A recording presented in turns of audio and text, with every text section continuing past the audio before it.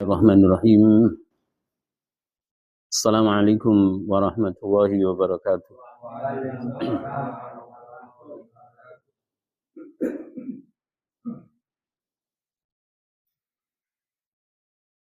Innal hamdalillah nahmaduhu wa nasta'inuhu wa nastaghfiruhu wa natubu ilaihi wa na'udzu billahi min shururi anfusina wa sayyiati a'malina. May yahdihillahu fala mudilla lahu wa may yudlil fala hadiya lahu. Wa may yudlil falan tajida lahu waliyyan mursyida. Asyhadu an la ilaha illallah wahdahu la syarika lah. Wa asyhadu anna Muhammadan abduhu wa rasuluh. La nabiyya wa la rasula ba'dah. Allahumma salli ala nabiyyina Muhammadin wa ala alihi wa sahbihi wa mawala. Ikhwati fillah rahimani wa rahimakumullah.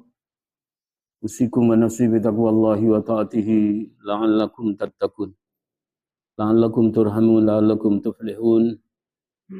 I'lamu anna Allah Rabbuna tabaraka wa ta'ala yaqulu bil Qur'anil azim.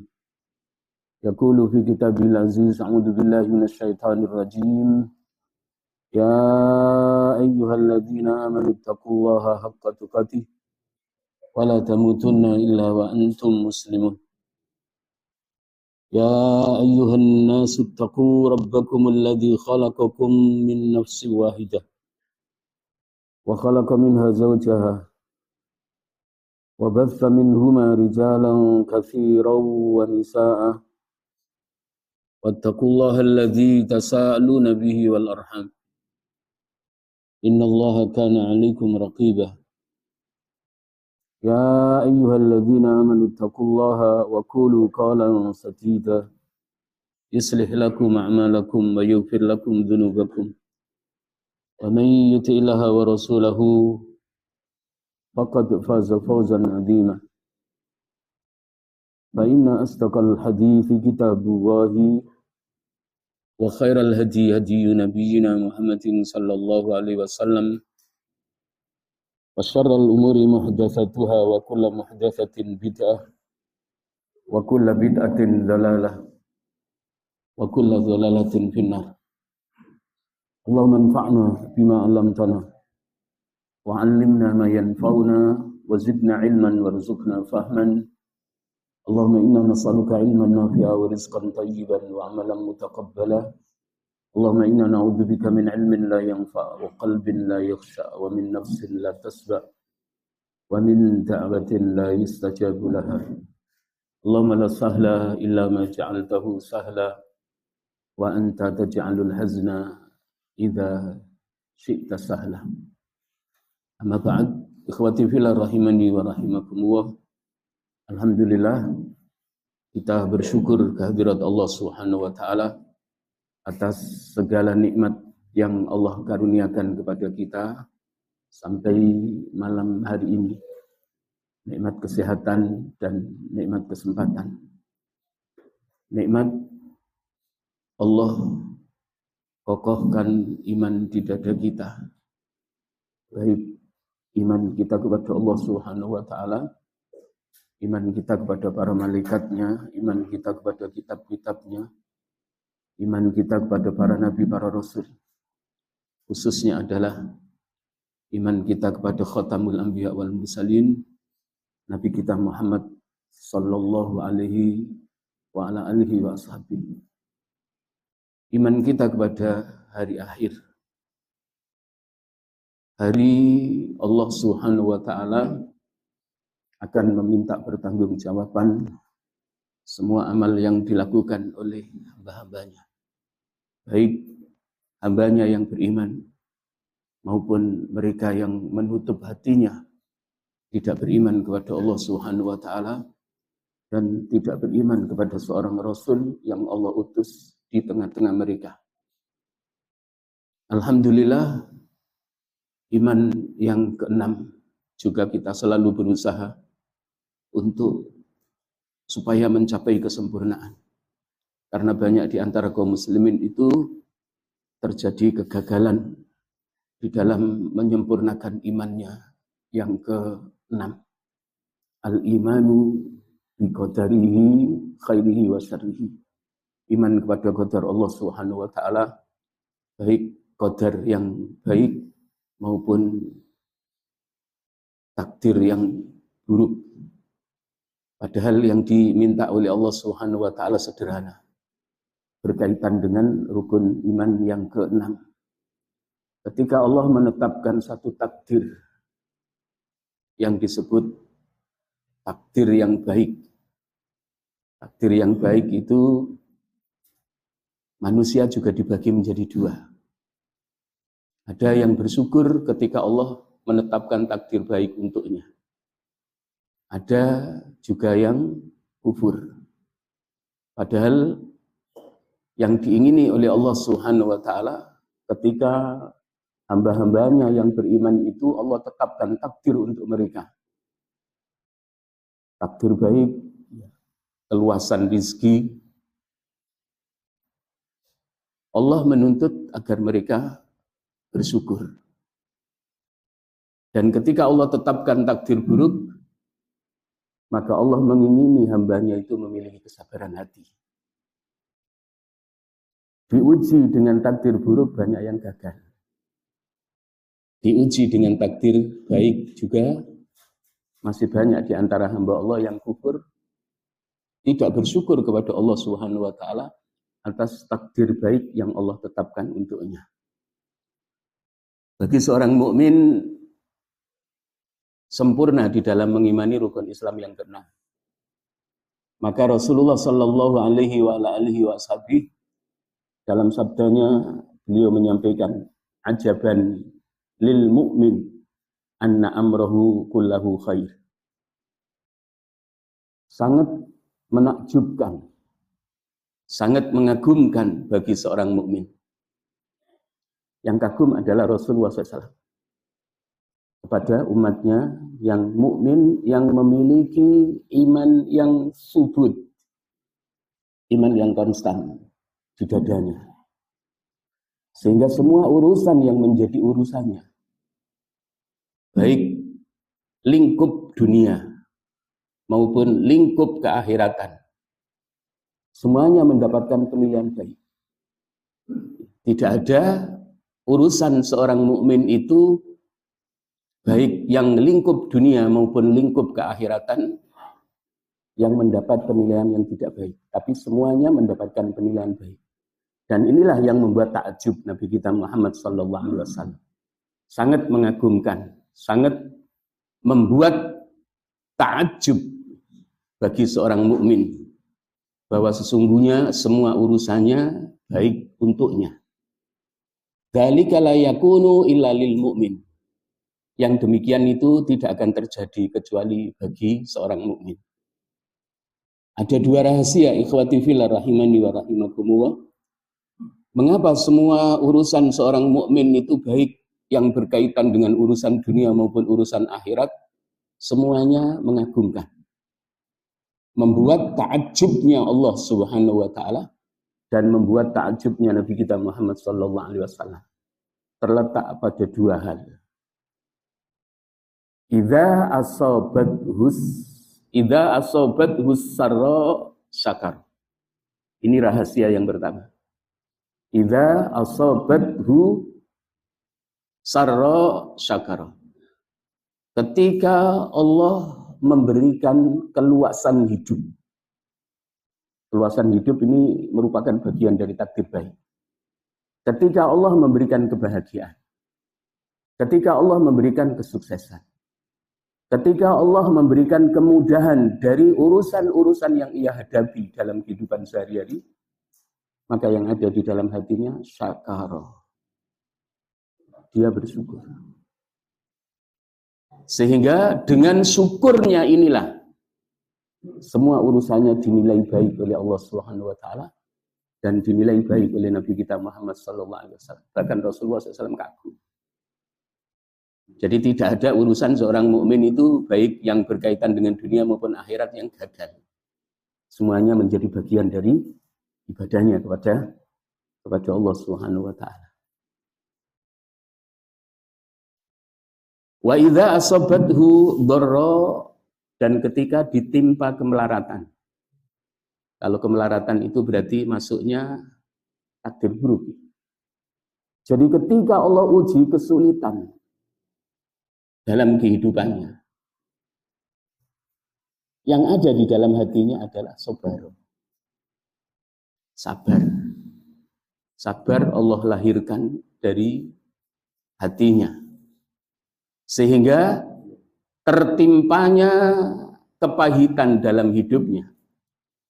Atau ketika Allah takdirkan takdir buruk kepadanya, kesabaran tumbuh berkembang di dalam hatinya. Maka urusan yang kedua ini dalam menghadapi takdir buruk, dia pun mendapatkan kebaikan dan keistimewaan yang luar biasa. Mendapatkan nilai pahala yang tak terhingga. Sebagaimana yang difirmankan oleh Allah Subhanahu wa taala di dalam Al-Qur'an. Innama yuwaffas sabiruna ajrahum bighairi hisab. Jadi seorang mukmin itu ketika diuji oleh Allah dengan takdir buruk, itu dia mampu menggapai sebagaimana yang Allah firmankan di dalam ayat ini. Innama yuwaffas sabiruna ajrahum bighairi hisab. Sesungguhnya hanyalah orang-orang yang sabar itu akan dipenuhi pahalanya oleh Allah, akan disempurnakan pahalanya oleh Allah Subhanahu wa taala bighairi hisab, tanpa dihitung. Tanpa dihitung. Maka nilai syukurnya Allah beri pahala yang istimewa. Nilai sabarnya pun lebih istimewa dari nilai syukur yang ia miliki ketika diberi keluasan hidup oleh Allah Subhanahu wa taala, diberi kemudahan oleh Allah Subhanahu wa taala dalam urusan yang ia hadapi di kehidupannya sehari-hari. Ikhwati fillah rahimani wa rahimakumullah, maka duduk kita di majelis ilmu itu tidak hanya sebatas kita ingin ilmu kita tambah berkaitan dengan syariat agama kita, tapi sementara tidak meningkat kualitas iman yang ada di dada kita, khususnya iman yang keenam. Iman kita dari rukun yang keenam ini banyak di antara kaum muslimin yang gagal. Diberi kesuksesan, syukurnya juga sedikit. Ketika diuji oleh Allah sedikit saja langsung oleng. Tapi seorang mukmin yang bertakwa itu tidak pernah oleng. Ya, tidak mengenal depresi dalam hidup. Seorang mukmin yang bertakwa itu tidak akan depresi. Karena Allah Subhanahu wa taala sudah menguatkan dan mengokohkan iman di dadanya. Berbeda dengan orang munafik. Kesempatan malam hari ini ikhwati fillah rahimani wa rahimakumullah, kalau berkaitan dengan takjubnya Rasulullah SAW kepada seorang mukmin tadi sebagai prolog. Semoga kita termotivasi untuk senantiasa bisa cerdas mensikapi dua jenis takdir tadi. Takdir baik, Allah beri kebahagiaan, kesuksesan, maka hati kita jaga, syukur, jangan sampai lepas. Ketika menghadapi takdir buruk, maka jangan sampai kita kehilangan as-sabru fil qalbi. Sabar di dalam hati. Karena sabar itu merupakan amal yang sangat istimewa, bahkan pahalanya tak terhingga. Tidak pakai hitungan. Allah memberi pahala kepada hambanya yang sabar. Demikian juga kepada hambanya yang bersyukur atas nikmat yang Allah berikan kepadanya. Dalam mensikapi takdir baik, kesuksesan dalam hidup selalu Allah berikan, kemudian kemudahan selalu Allah berikan. Yang bersyukur juga, orang yang bersyukur itu juga masuk dalam kelompok yang istimewa. Hamba Allah yang mukmin yang bersyukur itu masuk dalam golongan yang istimewa, karena dimasukkan oleh Allah dalam golongan yang sedikit. Wa qalilam min ibadiyas syakur. Dan sangat sedikit sekali di antara hambaku yang bersyukur. Jadi sedikit. Yang sabar juga sama, sedikit. Maka ada seorang sahabat yang berdoa di dekat sahabat Umar ibn Khattab. Ya. Doanya yang disampaikan kepada Allah, Allahumma ja'alni minal qalil. Allahumma ja'alni minal qalil. Ya Allah, jadikanlah aku masuk dalam golongan hamba-Mu yang sedikit. Ditegur oleh sahabat Umar. Kamu berdoa seperti itu? Ya. Apakah Nabi kita Muhammad SAW, apakah Rasulullah SAW pernah mengajarkan?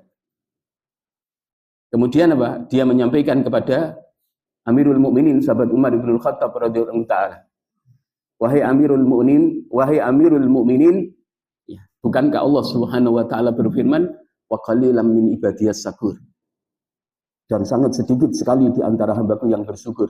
Aku ingin dengan doaku itu Allah memasukkan aku dalam golongan hambanya yang sedikit. Karena setan juga program besarnya itu ingin menjadikan apa? Anak cucu Adam itu sedikit yang bersyukur. Jadi target godaan penyesatan setan kepada Bani Adam. Sebagaimana setan itu telah mendeklarasikan diri langsung di hadapan Allah Subhanahu wa taala. Seperti yang Allah firmankan dalam surah Al-A'raf itu.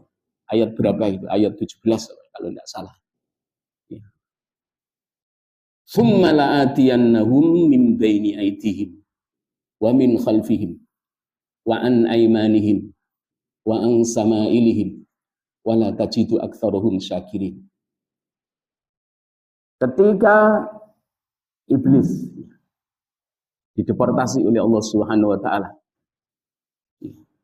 dikeluarkan dari golongan hambanya yang beriman karena memiliki sifat iba dan sifat istikbar, sifat membangkang dan sifat sombong pada saat Allah perintahkan untuk sujud kepada Nabi Adam.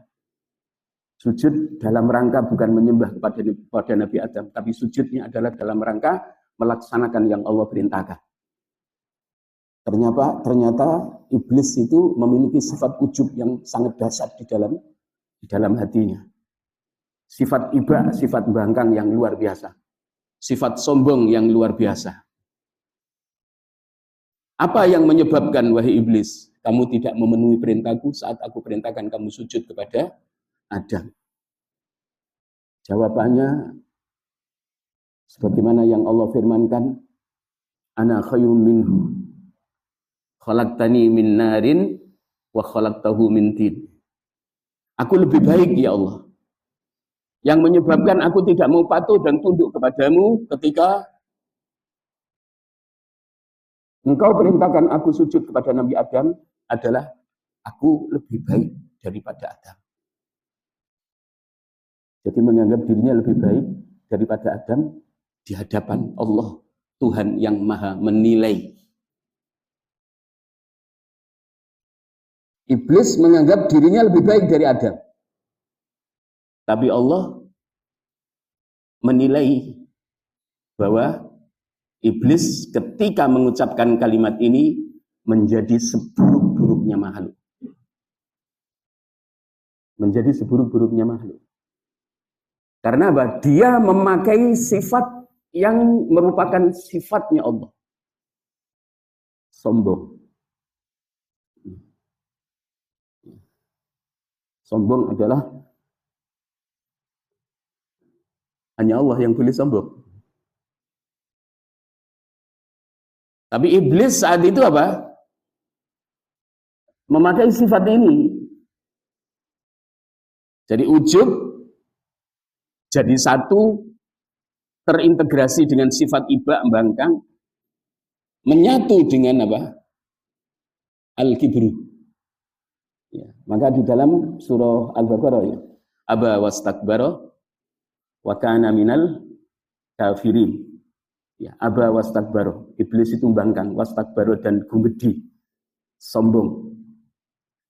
Maka Allah vonis ketika bangkang dan sombong tidak mau sujud kepada Adam, padahal Allah memerintahkan.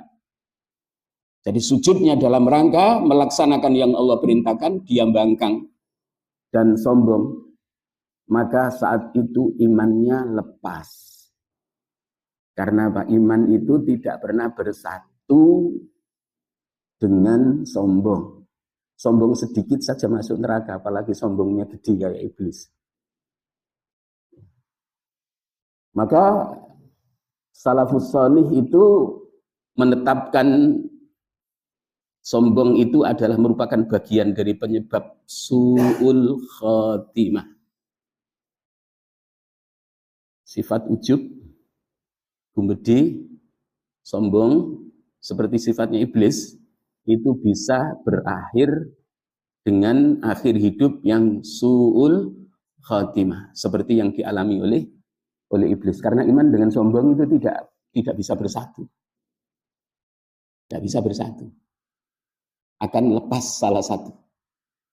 Seperti lepas imannya iblis dari bangsa jin, dari dadanya. Wa kana minal kafirin, divonis oleh Allah Subhanahu wa taala dalam surah Al-Baqarah ini apa? Iblis termasuk apa? Golongan orang-orang kafir. Apa kekafiran iblis? Yang menyebabkan Allah menetapkan, memvonis bahwa iblis itu kafir. Ya. Sifat ujub yang pertama di dalam dirinya. Menganggap bahwa dirinya hebat. Lebih senior daripada Nabi Adam.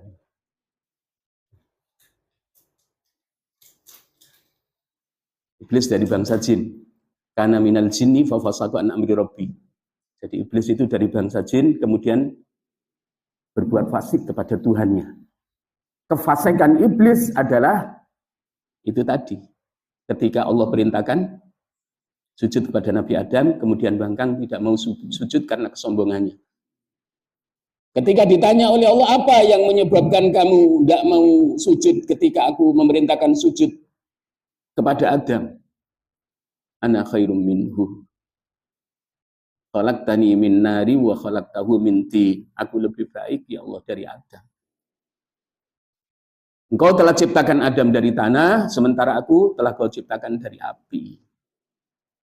Jadi fahamnya iblis itu bahwa dia lebih baik, lebih utama dari Adam, karena Adam alaihissalam, ayahanda Adam alaihissalam dicipta oleh Allah dari tanah, sementara iblis diciptakan oleh Allah dari api, dan menganggap dirinya lebih senior daripada Nabi Adam.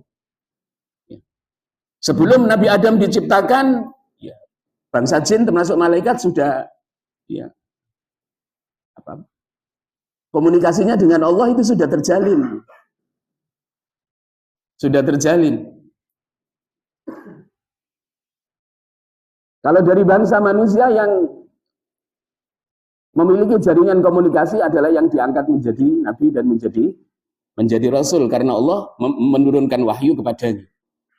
Baik secara langsung maupun melalui malaikat Jibril. Ikhwati fillah rahimani wa rahimakumullah. Kemudian ketika iblis itu divonis oleh Allah Subhanahu wa taala minal kafirin, masuk dalam golongan hambanya yang kafir.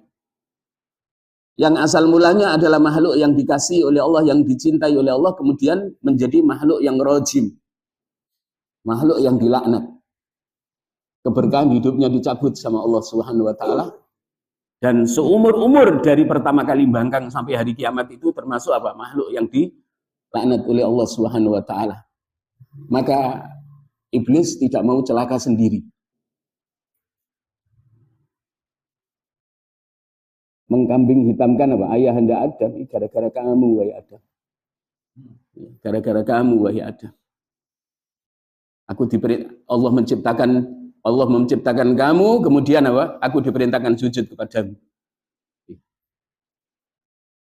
Maka apa? Dia berjanji.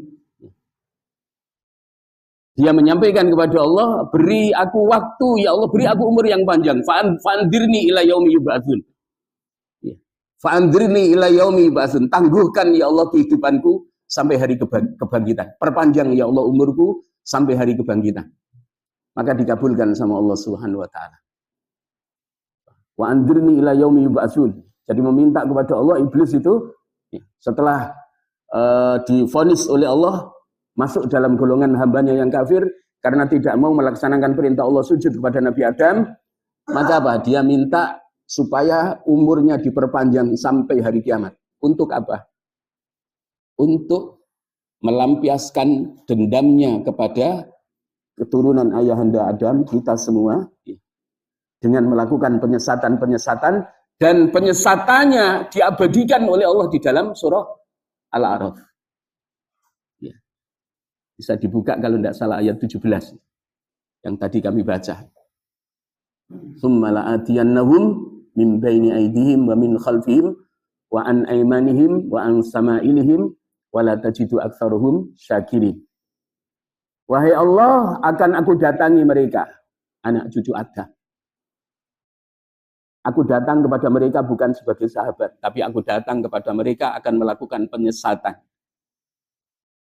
Aku tiupkan kesesatan-kesesatan, aku bisikkan ilham fujur di dalam hatinya. Dari arah depan. Ayat 17, betul? Ya. Ayat 17. Dari arah depan.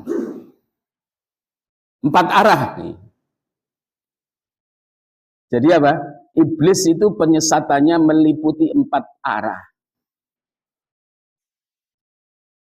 Iblis melihat kita, tapi kita tidak bisa melihat iblis, makhluk yang sudah langsung minta izin sama Allah melakukan penyesatan kepada Bani Adam.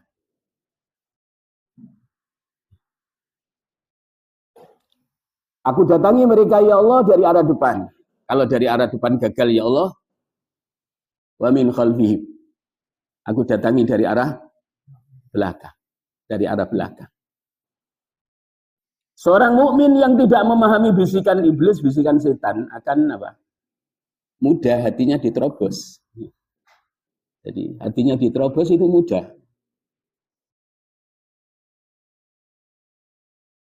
Dari arah belakang gagal, wa an aymanihim. Dari arah kanan. Dari arah kanan gagal, dari arah kiri. Apa target dari program penyesatan iblis yang terbesar? Di akhir ayat dari ayat yang ke-17. Wala tajidu aktsaruhum syakirin. Wala tajidu aktsaruhum syakirin. Engkau tidak akan mendapati, engkau tidak akan menemukan kebanyakan hambamu, kebanyakan mereka itu, wahai Allah, hambamu syakirin. Ya. Orang-orang yang bersyukur. Maka Allah mengakui keberhasilan apa? Iblis. Di dalam ayat yang keberapa itu? Wa qalilam min ibadiyas syakur. Wa qalilam min ibadiyas syakur. Dan sangat sedikit sekali di antara hamba-hambaku yang bersyukur. Maka seorang laki-laki ketika berdoa di dekatnya sahabat Umar lupa dengan ayat wa qalilam min ibadiyas syakur. Sehingga apa? Ketika ditegur oleh Amirul Mukminin sahabat Umar bin Khattab radhiyallahu taala, kok kamu doa seperti itu yang ngajari siapa? Maka seorang laki-laki ini apa? Menyampaikan ayat kepada Amirul Mukminin sahabat Umar bin Khattab, wahai Amirul Mukminin, bukankah Allah berfirman di dalam Al-Qur'an wa qalilam min ibadiyas syakur? Dan sangat sedikit sekali di antara hambaku yang bersyukur. Aku meminta kepada Allah, aku ingin dimasukkan oleh Allah dalam golongan hambanya yang sedikit. Nah, ikhwati fillah rahimani wa rahimakumullah. Kesombongan iblis, sifat ujubnya iblis, sifat ibaknya iblis, maka menjadi sebab apa? Mendapatkan akhir kehidupan yang tidak baik. Menjadi hamba Allah yang menjadi hamba Allah pertama kali yang kufur. Jadi makhluk Allah yang pertama kali kufur itu siapa? Iblis. Iblis. Makhluk yang pertama kali berani bangkang sama Allah Subhanahu wa taala, enggan melaksanakan perintahnya adalah iblis. Merasa senior, menganggap bahwa dirinya lebih baik, diciptakan oleh Allah dari api, Sementara ayahanda Adam alaihissalam diciptakan oleh Allah dari tanah. Sebagaimana Rasulullah SAW menjelaskan dalam sebuah hadis, khuliqatil malaikatu min nurin wa khuliqatil jannu mimma rijim min nar wa khuliqa adamu mimma wusifa lakum. Malaikat itu telah diciptakan oleh Allah dari nur. Jin diciptakan oleh Allah dari api yang sangat panas. Wa khuliqa adamu mimma wusifa lakum. Adam itu diciptakan oleh Allah sebagaimana Rasulullah telah menjelaskan sifat penciptaan Nabi Adam itu adalah diciptakan oleh Allah dari tanah.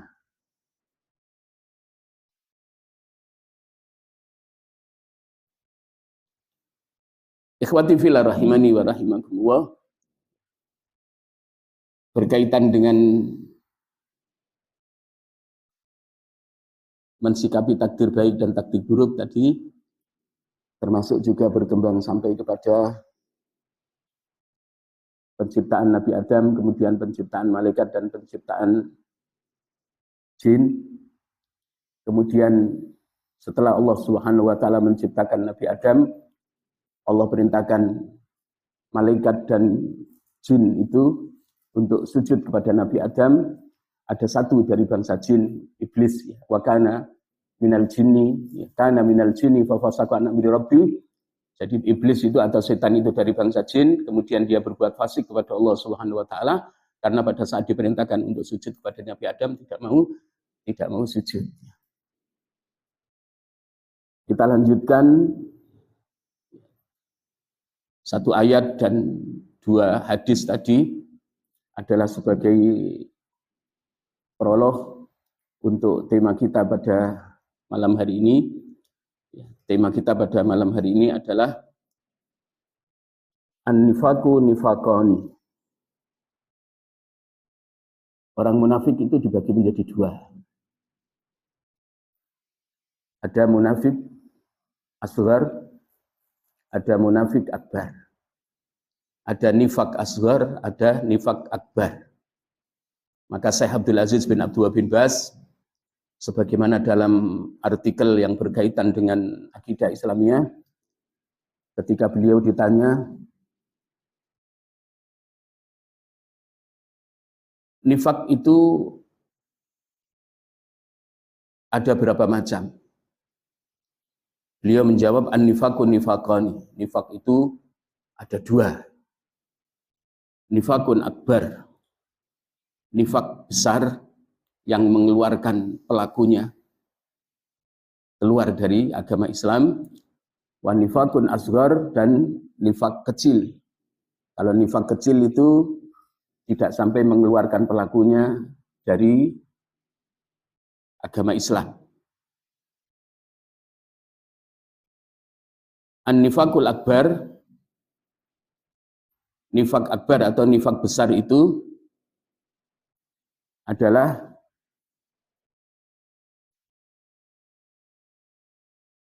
orang yang menampakkan keislamannya secara lahir, tapi dia menyembunyikan kekufuran di dalam hatinya. Ini disebut apa? Nifaq i'tiqadi. Jadi nifaq akbar itu disebut nifaq i'tiqadi, nifaq yang berkaitan dengan i'tikad atau keyakinan atau keimanan. Kalau nifaq asghar, nifaq kecil itu berkaitan dengan nifaq amali, mengait dengan perbuatan. Dan nifaq asghar itu terbagi menjadi dua. Nifaq dalam beribadah kepada Allah dan nifaq dalam bermuamalah antar sesama. Ya, sangat jelas di dalam Al-Quran juga untuk nifaq asghar, nifaq kecil itu, nifaq kecil yang berkaitan dengan amaliyah dalam pelaksanaan ibadah, seperti yang Allah firmankan di dalam surah An-Nisa ayat 142. Kemudian nifaq asghar yang berkaitan dengan muamalah, bagaimana berinteraksi dengan sesama, itu ciri-cirinya ada 3 sampai 4. Nah, nifaq amali dalam beribadah maupun nifaq amali dalam muamalah antar sesama itu tidak sampai mengeluarkan dari agama Islam. Tapi nifaq akbar yang disebut nifaq i'tiqadi yang berkaitan dengan i'tikad atau keyakinan atau keimanan, Kalau dimaknai nifak i'tiqadi itu berarti apa? Menampakkan keislaman tapi menyembunyikan kekafiran di dalam hatinya. Menyatakan beriman kepada Allah tapi sebenarnya tidak beriman. Menyatakan beriman pada hari akhir, sebenarnya dia tidak yakin tentang kehidupan hari akhir.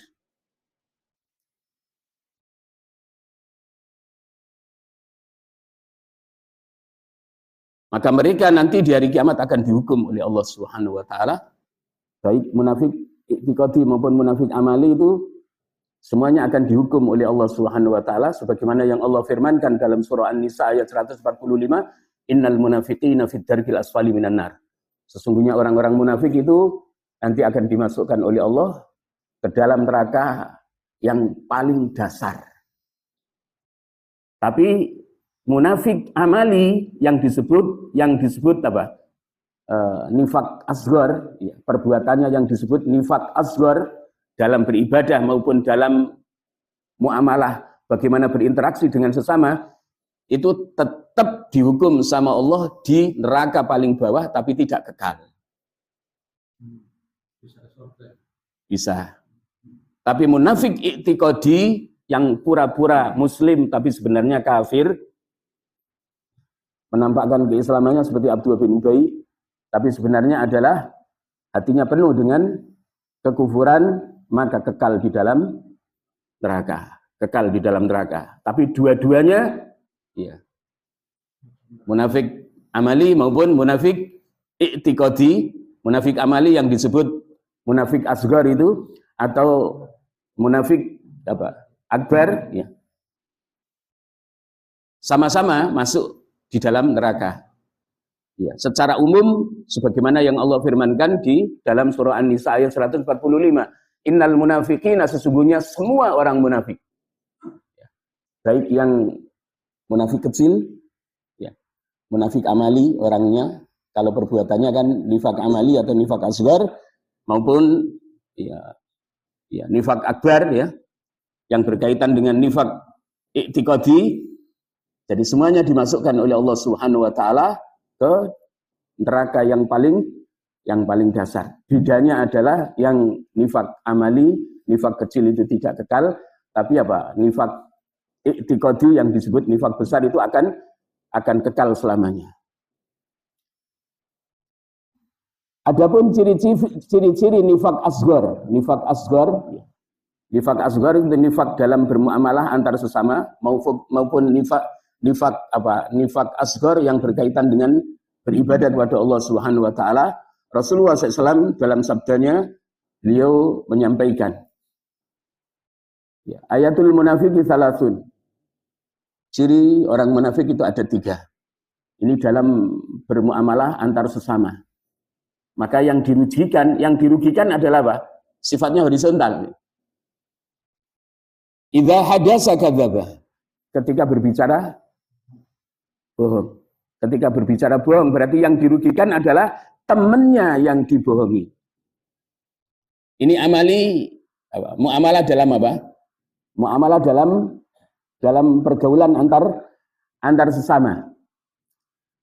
Wa idza wa'ada akhlafa, ketika berjanji dengan saudaranya dia mengingkari. Maka yang dirugikan adalah apa? Sahabatnya yang diingkari. Wa idza tumina khana, dan ketika dipercaya berkhianat. Berkhianat. Ini berkaitan dengan hubungan horizontal. Individu. Ya, lebih besar daripada individu. Ya, ya. Nanti apa?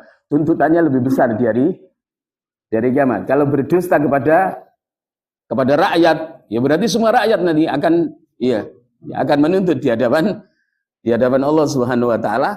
Lebih ringan yang individu. Ya, lebih ringan yang individu. Kalau yang individu yang nuntut hanya satu. Tapi kalau seorang pemimpin yang berdusta, yang bohongin rakyatnya, semua rakyatnya akan mengadu kepada Allah Subhanahu wa taala minta pertanggungjawaban. Ya.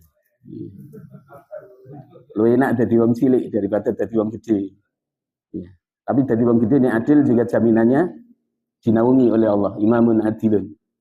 Ada 7 naungan. di hari kiamat nanti tidak ada naungan kecuali naungan Allah Subhanahu wa taala. Di antaranya adalah imamun adilun. Nah, nanti kalau orang-orang baik yang tidak mau jadi pemimpin ya, kemudian diambil alih sama orang-orang yang tidak baik ya repot ya. Repot. Sama-sama harus berkompetisi. Maju. Ya maju. Kalau yang salah pilih juga, Pak, dosanya 5 tahun sama. Yang salah pilih dosanya 5 tahun. Sering orang milih orang di pemimpin. Ya.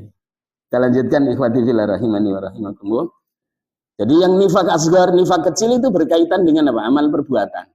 Amal perbuatan ada yang sifatnya horizontal tadi, yang sifatnya horizontal ada 3 atau ada 4.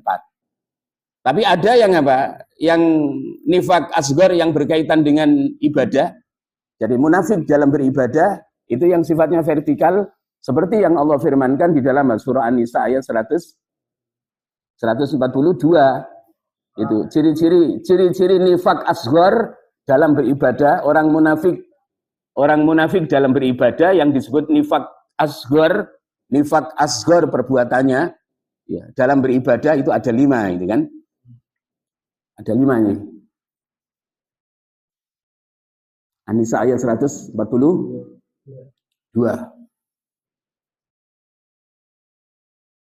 Ada 5 sifat. Innal munafiqina yukhadi'una Allah. Ini sifat yang pertama. Innal munafiqina yukhadi'una Allah. Sesungguhnya orang-orang munafik itu menipu Allah. Casingnya bagus dalam berbuat. Casingnya bagus. Secara lahiriah pada saat beribadah itu casingnya saja yang bagus. Tapi apa hati dan pikirannya tidak terkontrol, tidak terpandu. Keikhlasannya hilang. Jadi apik njobone, elek jerone. Ya.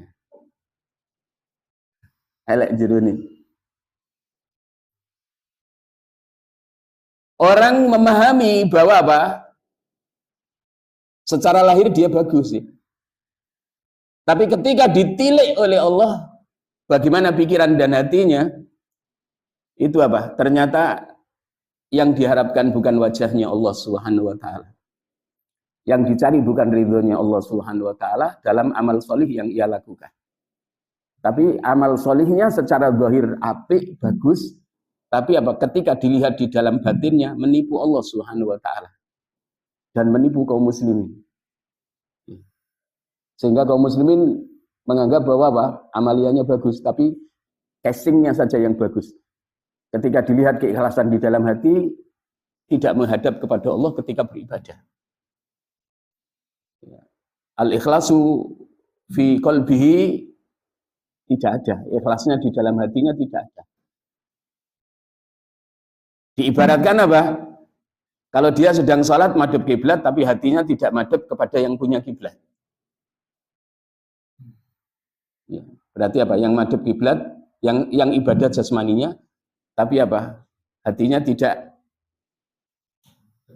beribadah, tidak menyembah Allah Subhanahu wa taala. Jadi menipu Allah. Nanti Allah wa huwa khadi'uhum, Allah akan membalas tipuannya. Dia tidak akan mendapatkan bagian dari pahala ya, dari apa? Dari amal perbuatan yang terlihat secara lahir bagus, tapi ketika dilihat hatinya apa? Tidak ikhlas.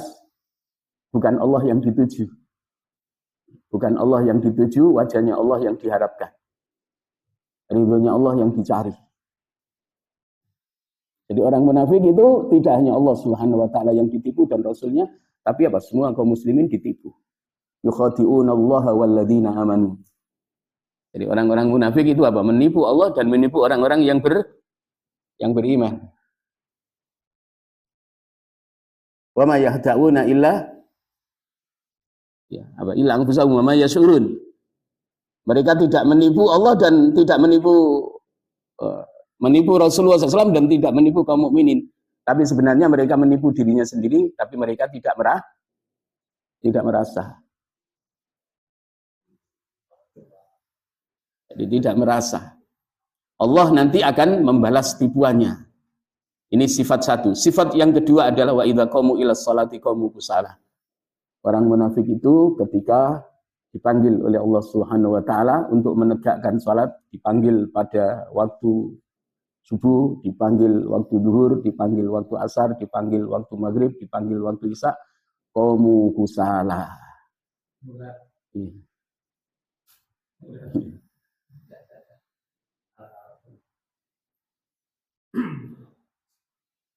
Melaksanakan sholat tapi bermalas-malasan. Tidak pernah berjamaah di masjid, 5 waktu dari sholat yang Allah fardukan, sholatnya sendiri, biasanya apa? Diundur, bahkan sampai waktunya habis. Jadi malas dalam beribadah, malas dalam beribadah, maka kita harus berhati-hati. Ya. Malas dalam beribadah, berarti patut ditanyakan, apakah baik-baik saja hubungannya dengan Allah, atau justru ada masalah dengan Allah Subhanahu wa ta'ala. Kalau ada orang Muslim, kalau ada seorang Muslim kok sholatnya sering ditunda, berarti apa? Tidak baik-baik saja hubungannya dengan Tuhannya, dengan Allah Subhanahu wa ta'ala.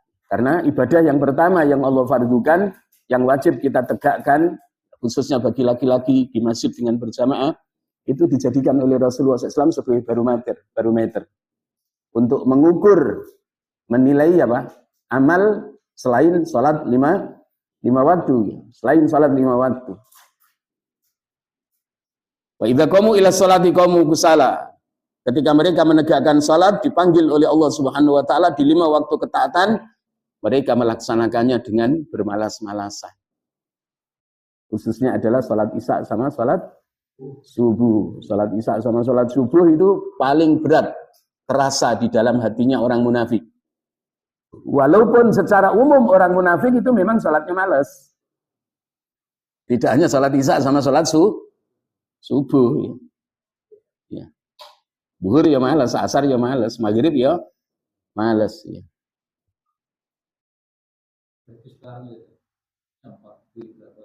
Sekarang jam 4 menit.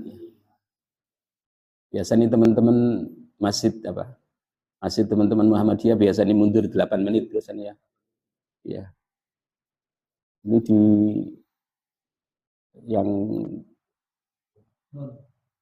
ya Masjid Nun juga termasuk di Randu Gunting itu enggak tahu masjid mana ya. Itu biasanya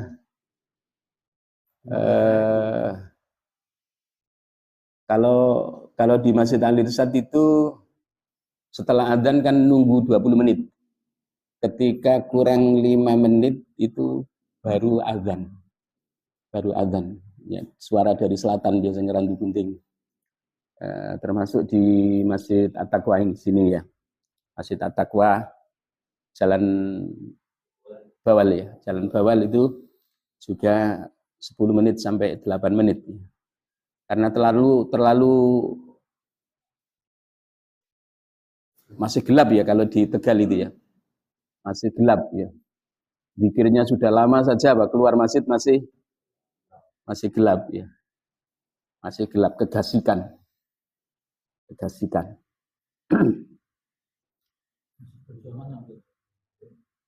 Kita lanjut sifat yang ke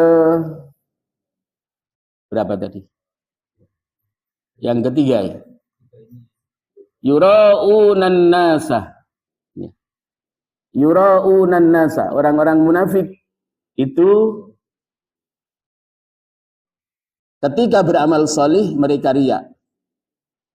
Ingin mendapatkan apresiasi dari manusia.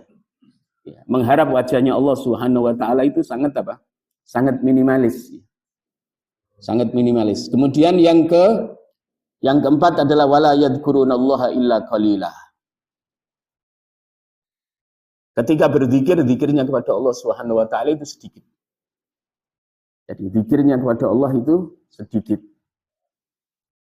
Di dalam ayat 142 ini surah An-Nisa 4 sifat ya, bukan 5 ya. Ada 4 sifat. Innal munafiqina yukhadi'unallah. Yang pertama adalah orang munafik itu menipu Allah. Besok di hari kiamat akan membalas tipuannya. Yang kedua, ketika mereka dipanggil oleh Allah menegakkan salat, mereka melaksanakannya dengan bermalas-malasan. Yang ketiga, yura'unan nasa, dalam beramal salih, dalam beribadah, orang munafik itu kebanyakan mereka riya. Sehingga amal salih yang ia tunaikan itu nilai pahalanya hilang, nilai pahalanya hilang. Tetapi di sifat yang keenam, Allah mengakui seorang munafik amali dalam beribadah itu Allah mengakui mereka masih memiliki amal solih walaupun hanya sedikit. Wala yadhkurunallaha illa qalilah. Mereka orang-orang munafik amali dalam beribadah itu tidak menzikiri Allah kecuali hanya sedikit, kecuali hanya sedikit. Jadi Allah menetapkan sifat bahwa orang munafik amali dalam beribadah itu masih apa? Masih mengingat Allah. Iya. Masih mengingat Allah. Ikhlasnya masih ada, tapi ikhlasnya sedikit. Ya. Yang lebih banyak adalah riyaknya. Yang lebih banyak adalah riyaknya. Ikhwati fillah rahimani wa rahimakumullah. Nifaq asghar yang kami sampaikan pada malam hari ini. Nifaq asghar yang berkaitan dengan muamalah, baik hubungannya dengan sesama. Rasulullah SAW menetapkan ada 3 sifat. Kemudian nifaq asghar yang disebut dengan nifaq amali dalam beribadah, Allah Subhanahu wa taala menetapkan ada 4 sifat sebagaimana yang Allah firmankan di dalam surah An-Nisa ayat 142. Mudah-mudahan Allah Subhanahu wa taala membersihkan hati kita dari nifaq kecil dan nifaq besar. Allah mengkonstankan iman di dada kita sehingga iman yang memiliki 6 rukun di dada kita terkokohkan, diistiqomahkan oleh Allah Subhanahu wa taala, dapat kita jadikan sebagai dinamisator, motivator dan stabilisator yang menjadi pondasi seluruh amal yang kita lakukan, baik amal ibadah yang berupa ucapan maupun amal ibadah yang berupa perbuatan. Wallahu a'lam bishawab. Yang benar datangnya dari Allah Subhanahu wa taala, yang salah datangnya dari diri saya pribadi. Kami kembalikan kepada pemandu acara. Assalamualaikum warahmatullahi wabarakatuh.